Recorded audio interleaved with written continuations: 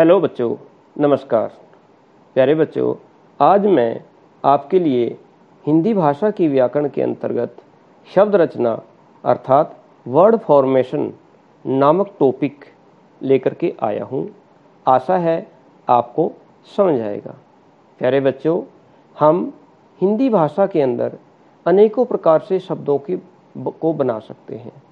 इनके अंदर मुख्यतः उपसर्ग, प्रत्यय तथा समास का बहुत ही महत्वपूर्ण स्थान होता है।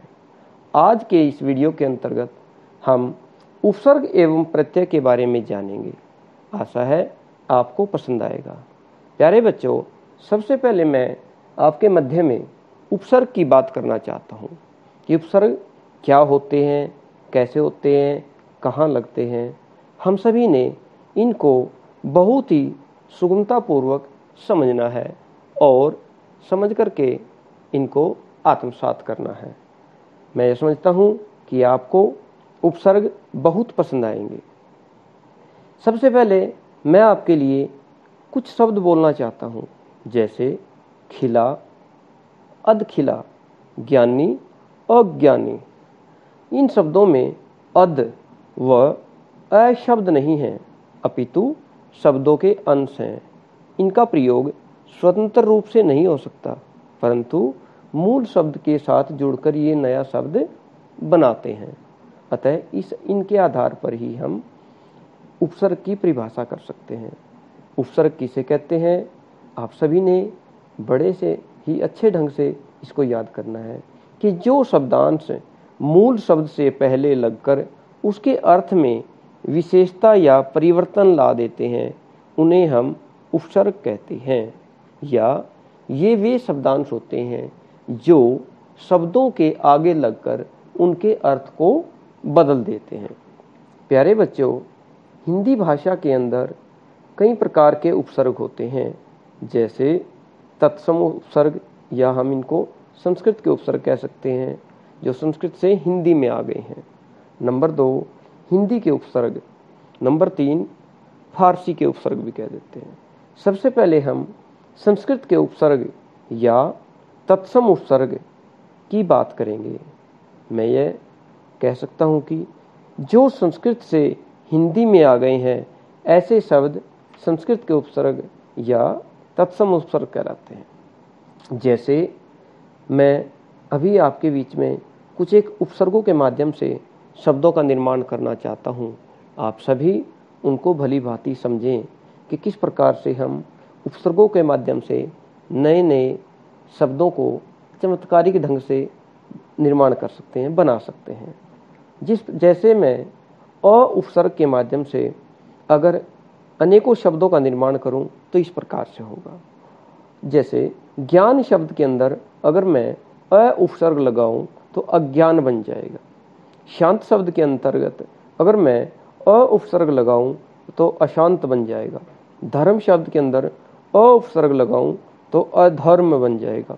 शुभ शब्द के अंदर अ उपसर्ग लगाएं तो अशुभ बन जाएगा। इसी भांति अनु उपसर्ग से भी हम दो शब्दों का निर्माण कर सकते हैं, जैसे अनुरूप, अनुसार, अनुभव। ये इन शब्दों के अंदर अनु उपसर्ग का प्रयोग किया गया है। तो हम इसी भांति अव उपसर्ग है, जैसे अव के माध्यम से हम अवगुण बना सकते हैं। तार के अंदर अव उपसर्ग लगा देंगे, अवतार बन जाएगा। उन्नति अवनति बन जाएगा। ऐसे ही प्र उपसर्ग है, प्रभाव शब्द के अंदर लगा देंगे तो प्रभाव बन जाएगा। ऐसे ही देश में प्र उपसर्ग लगा देंगे तो प्रदेश बन जाएगा। बल शब्द के अंदर अगर हम प्र उपसर्ग लगा दें तो प्रबल बन जाएगा। और यत्न शब्द के अंदर प्र उपसर्ग लगा देंगे तो प्रयत्न बन जाता है।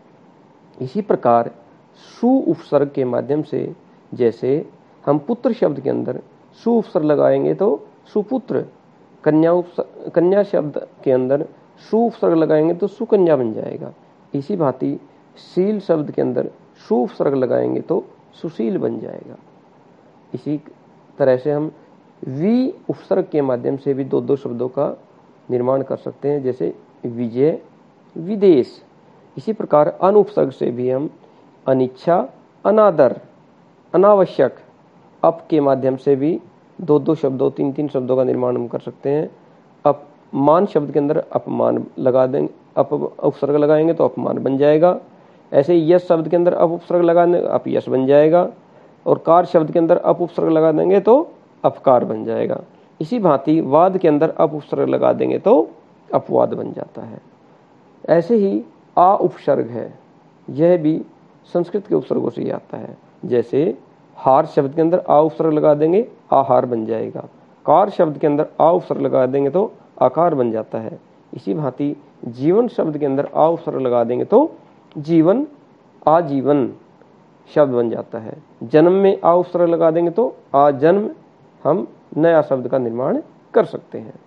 इसी प्रकार से संस्कृत के उपसर्गों में प्रति उपसर्ग है, इसके माध्यम से हम कूल शब्द के अंदर अगर प्रति उपसर्ग लगाएं तो प्रतिकूल बन जाता है। कार शब्द के अंदर प्रति उपसर्ग लगाएंगे तो प्रतिकार बन जाएगा। इसी भांति दिन शब्द के अंदर प्रति उपसर्ग लगा देंगे तो प्रतिदिन बन जाएगा। सम उपसर्ग के माध्यम से भी हम शब्दों का निर्माण कर सकते हैं। मान शब्द के अंदर अगर सम उपसर्ग लगाएंगे तो सम्मान, हार शब्द के अंदर सम उपसर्ग लगाएंगे तो संहार, सन्यासी सम जमा न्यासी, न्यासी अर्थात न्यासी शब्द के अंदर हम सम उपसर्ग लगाएंगे तो सन्यासी शब्द बन जाएगा। सम जमा भाव ऐसे ही संभव बन जाता है। अतः इस प्रकार से हम संस्कृत के उपसर्गों अर्थात तत्सम उपसर्गों का ज्ञान प्राप्त कर सकते हैं, या यूँ कह सकते हैं कि संस्कृत से के कुछ एक उपसर्गों के माध्यम से हम दो दो शब्दों का निर्माण भी कर सकते हैं।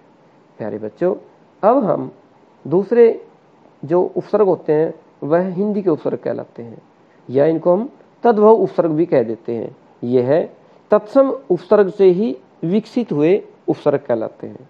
जैसे अन, भर, दू, शु, क, अध, नी, श, इस प्रकार के जो उपसर्ग होते हैं वह हिंदी के उपसर्ग कहलाते हैं। जिस प्रकार से हम पद शब्द के अंदर अन उपसर्ग लगा देंगे तो अनपढ़ बन जाएगा, मोल शब्द के अंदर अन उपसर्ग लगा देंगे तो अनमोल बन जाएगा, जान शब्द के अंदर अन उपसर्ग लगा देंगे तो अनजान शब्द बन जाता है।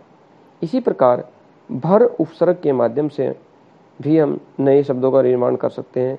पेट शब्द के अंदर मैं अगर भर उपसर्ग लगाऊं तो भरपेट बन जाएगा, पूर शब्द के अंदर मैं भर उपसर्ग लगाऊं तो भरपूर शब्द बन जाता है। इसी प्रकार शक शब्द के अंदर भर उपसर्ग लगाएं तो भरशक बन जाता है। दू उपसर्ग के माध्यम से भी हम नए शब्दों का निर्माण कर सकते हैं। जैसे केला शब्द के अंदर हम दू लगा देंगे तो दुकेला हो जाएगा, काल शब्द के अंदर दू उपसर्ग लगा देंगे तो दुकाल हो जाएगा, मन शब्द के अंदर अगर हम दू उपसर्ग लगा देंगे तो दुमन हो जाएगा।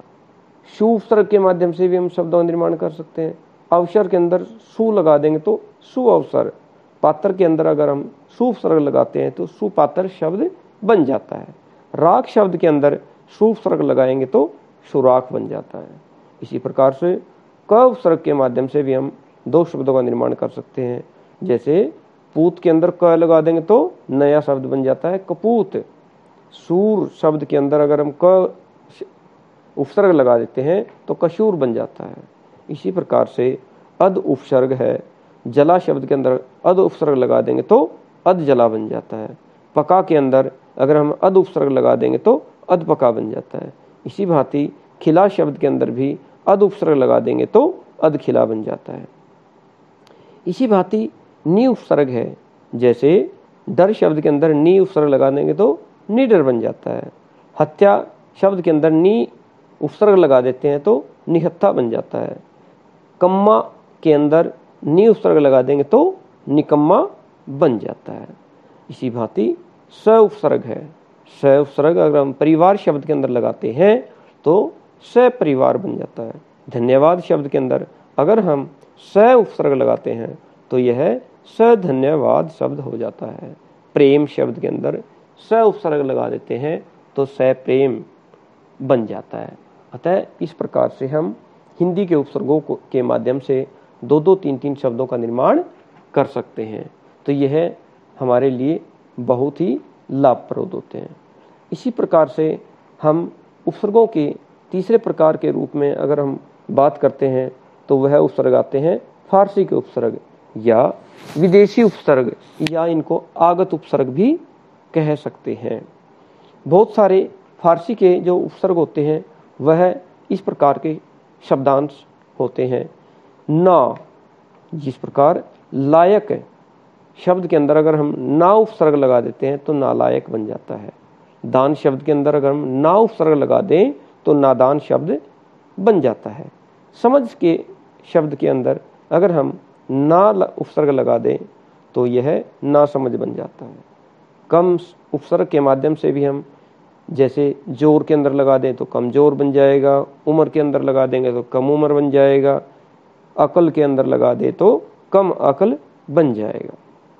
ला उपसर्ग के माध्यम से भी हम, जैसे लाइलाज, लापता, लापरवाह, इस प्रकार ही हम हमराज, हमराही, हम शक्ल, हम सफर, इन सारे शब्दों के अंदर हम फारसी का उपसर्ग है। इसी प्रकार से बे जो उपसर्ग है उसके माध्यम से भी हम नए शब्द बना सकते हैं। जैसे ईमान में लगा देंगे तो बेईमान, अदब के अंदर लगा देंगे बे उपसर्ग तो बेअदब, रहम के अंदर अगर हम बे उपसर्ग लगा देंगे तो बेरहम। जैसे बद उपसर्ग भी होता है, यह नाम के अंदर लगा देंगे तो बदनाम, नसीब में लगा देंगे तो बदनसीब, सूरत में लगा देंगे तो बदसूरत बन जाता है। ऐसे ही गैर उपसर्ग है, जैसे हाजिर में अगर लगा देंगे तो गैर हाजिर हो जाता है, कानूनी में लगा देंगे गैर, गैर कानूनी हो जाएगा, और मुमकिन में लगा देंगे तो गैर मुमकिन हो जाता है। इसी प्रकार से बा, जैसे कायदा शब्द के अंदर अगर हम बा उपसर्ग लगाएं तो बाकायदा, मुलाहिजा के अंदर अगर हम बा उपसर्ग लगाते हैं तो बा मुलाहिजा।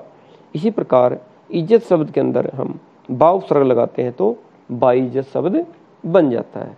अतः इस प्रकार से हम उपसर्गों के माध्यम से नए शब्दों का निर्माण कर सकते हैं। प्यारे बच्चों, कई बार परीक्षाओं के अंदर परीक्षक जो है वह शब्दों को दे देता है और उनके अंतर्गत हमें उपसर्ग छांटने को कहता है, तो आप सभी उनमें उन शब्दांशों या उपसर्गों को छांट सकते हैं जो शब्दों के आगे लगे होते हैं, अतः वह उपसर्ग कहलाते हैं। अब हम बात करने जा रहे हैं प्रत्यय की, कि प्रत्यय क्या होते हैं। हमने अभी उपसर्ग पढ़े जो मैंने पहले बताया था कि ये वे शब्दांश होते हैं जो शब्दों के आगे लगते हैं और उनके अर्थ को बदल देते हैं।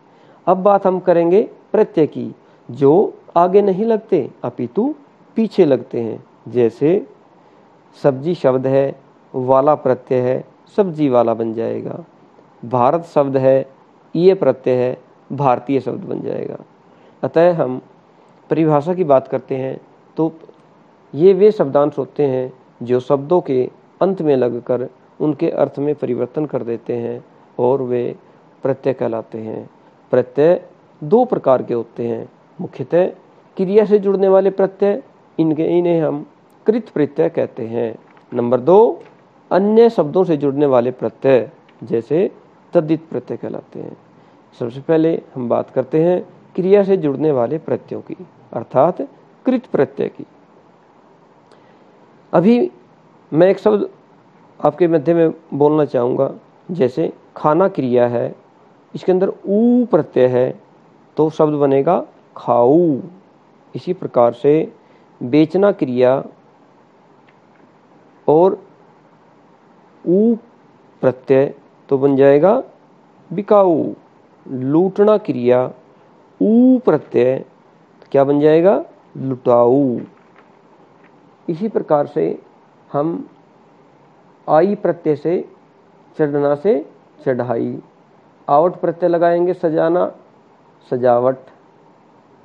होना क्रिया है, हार प्रत्यय लगा देंगे होनहार। घबराना में आहट प्रत्यय लगा देंगे घबराहट। चाटना में नी प्रत्यय लगा देंगे, चाटना से चटनी बन जाएगा। इसी प्रकार से लिखना से लिखाई, रुकना से रुकावट, देना से देनदार, चिल्लाना से चिल्लाहट, ओढ़ना से ओढ़नी, और इसी प्रकार से मिलाना से मिलनी। इस प्रकार से हम जो शब्दों के पीछे लगकर उनके अर्थ को बदल देते हैं उन्हें हम प्रत्यय कहते हैं। अन्य शब्दों में लगने वाले प्रत्यय भी बहुत सारे होते हैं, उन्हें हम तद्धित प्रत्यय कहते हैं। जैसे प्रत्यय है आ है, हम भूख शब्द के अंदर आ प्रत्यय लगा देंगे तो भूखा बन जाएगा। प्यास शब्द के अंदर आ प्रत्यय लगा देंगे तो प्यासा बन जाएगा। छात्र शब्द के अंदर अगर हम आ प्रत्यय लगा देंगे तो छात्रा बन जाएगा। इसी भांति सुत शब्द के अंदर आ प्रत्यय लगा देंगे तो सुता बन जाएगा। इसी प्रकार से हम दार प्रत्यय है, उसे हम दुकान शब्द के अंदर लगा देंगे दुकानदार बन जाएगा। फल शब्द के अंदर दार प्रत्यय लगा देंगे फलदार शब्द बन जाएगा। और जोर शब्द के अंदर दार प्रत्यय लगा देते हैं तो जोरदार बन जाता है।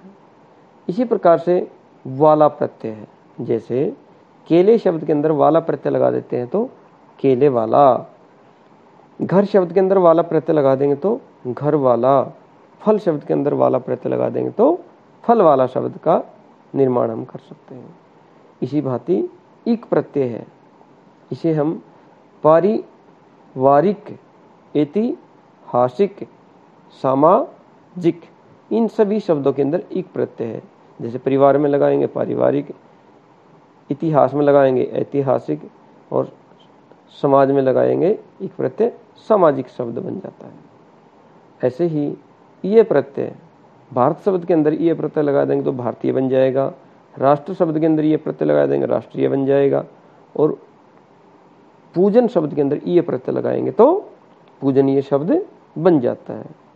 ऐसे ही वान प्रत्यय है, जैसे गुण के अंदर लगाएंगे गुणवान, धन के अंदर लगाएंगे वान प्रत्यय धनवान, दया के अंदर वान लगाएंगे वान प्रत्यय दयावान बन जाएगा।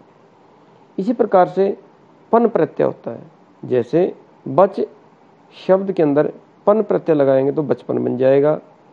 ऐसे ही अपना शब्द के अंदर लगाएंगे अपनापन बन जाएगा।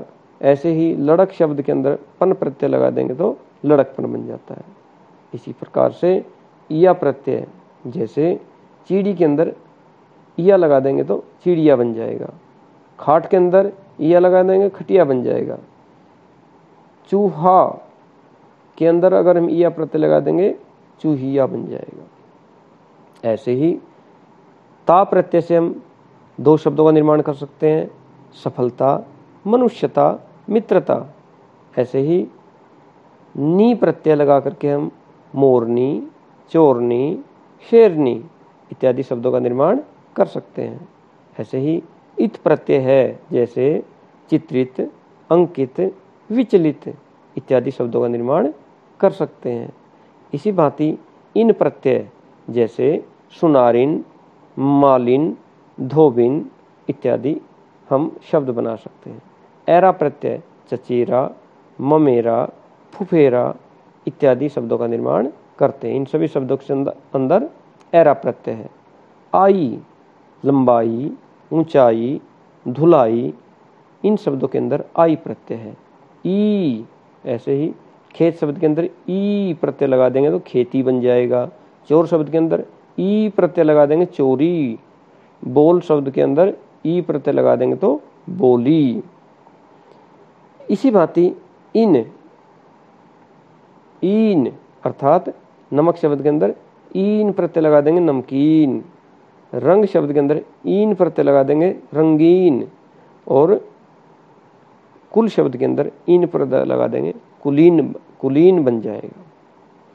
इस प्रकार से हम प्रत्यय के माध्यम से शब्दों का निर्माण कर सकते हैं, अर्थात जो शब्द शब्दांशों के पीछे लगकर उनके अर्थ को बदल देते हैं वह प्रत्यय कहलाते हैं।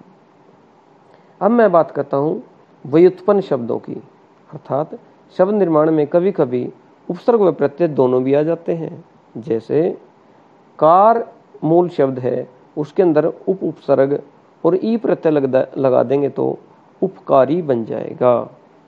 इसी भांति गंध शब्द के अंदर सु उपसर्ग और इत प्रत्यय लगा देंगे तो सुगंधित बन जाएगा। मान शब्द है, इसके अंदर हम अभी उपसर्ग लगा देंगे और ये प्रत्यय लगा देंगे तो अभिमानी। ऐसी भांति मूल शब्द धर्म है, इसके अंदर हम अ उपसर्ग लगा देंगे तो और इक प्रत्यय लगा देंगे तो अधार्मिक शब्द बन जाता है। अतः कुछ शब्द ऐसे होते हैं जिनके अंदर उपसर्ग एवं प्रत्यय दोनों का ही प्रयोग किया जाता है। कभी कभी एक से अधिक उपसर्ग भी शब्द से जुड़ जाते हैं, जैसे परि आ, ये दोनों उपसर्ग मूल शब्द वर्ण शब्द के अंदर लगा देंगे तो नया शब्द बन जाएगा पर्यावरण।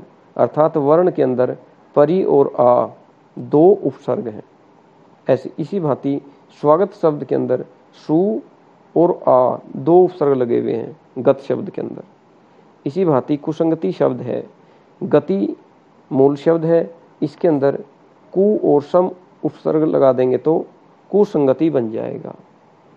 इस प्रकार से आप सभी विद्यार्थियों ने आज शब्द निर्माण के अंतर्गत हमें उपसर्ग और प्रत्यय के माध्यम से नए नए शब्दों को बनाना सीखा। आशा है आपको उपसर्ग और प्रत्यय का यह चैप्टर बहुत पसंद आया होगा।